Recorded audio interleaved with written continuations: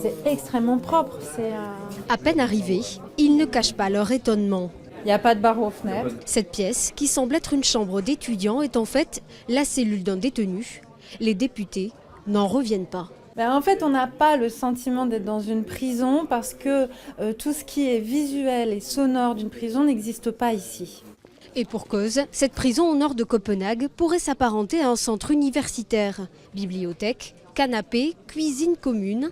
À Orsrode, en dehors des heures de confinement ou de travail, les 220 détenus peuvent se déplacer sous surveillance dans l'enceinte de la prison.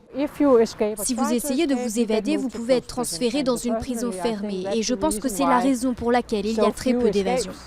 Au Danemark, plus de la moitié des établissements pénitentiaires sont des prisons ouvertes comme celle-ci. On y purge de courtes peines inférieures à 5 ans. Un centre de détention qui coûte 200 € par jour, soit une centaine d'euros de moins qu'une prison fermée, et qui offre un faible taux de récidive. Le détenu est placé dans une prison fermée. Ensuite, il est transféré dans une prison ouverte et peut-être à la fin, il ira dans un centre de semi-liberté. Nous essayons de réintroduire progressivement le détenu dans la société. Il faut à la fois montrer des résultats et aussi montrer que toute la justice a été faite.